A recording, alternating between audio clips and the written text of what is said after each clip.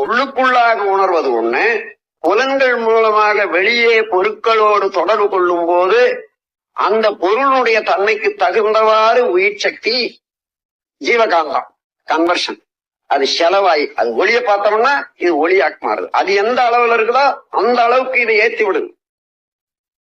அதே போல உணவு ஏத்தி விடுதுன்னா முன்ன 1 யூனிட் வீதம் செலவானது இப்ப 10 யூனிட் வீதம் செலவாகுது. அந்த செலவாகிற போது ஏற்படக்கூடிய எத்தனை கோடி அணுக்களுடைய தொடர்புனால அந்த செலவு வருது.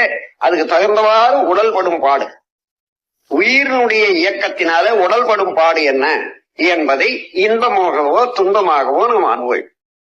அதுல 4 வகை: துன்பம், இன்பம், அமைதி, பேரின்மை என்பது மனதுக்கு அந்த 4 நிலைகள் உண்டாகும்.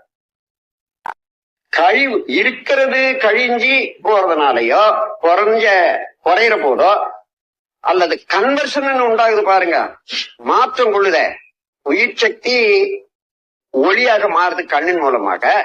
கண்ணுக்கு 20 யூனிட் தான் ஒளியா மாற்றக்கூடிய சக்தி இருக்குது.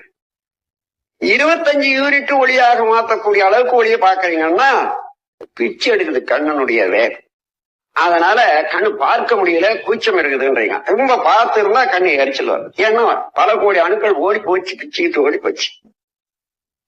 அந்த மாதிரி கருவியை கெடுக்கிற அளவுக்கு கன்வர்ஷன் வந்ததுன்னா துன்பமாக இருக்கும். உடல்ல இருக்கக்கூடிய சக்தியை குறைக்கிற அளவுக்கு கன்வர்ஷன் செலவு இருக்குமே, ஆனால் அதுவும் துன்பத்தை வேண்டாம அல்லது பொருந்தாமையே ஏற்படும். அப்ப பொருந்தும் உணர்வு பொருந்தா உணர்வுன்னு வச்சுக்கலாம். பொருந்தும் உணர்வெல்லாம் இன்பமாக, பொருந்தா உணர்வெல்லாம் துன்பமாக இருக்கிறது.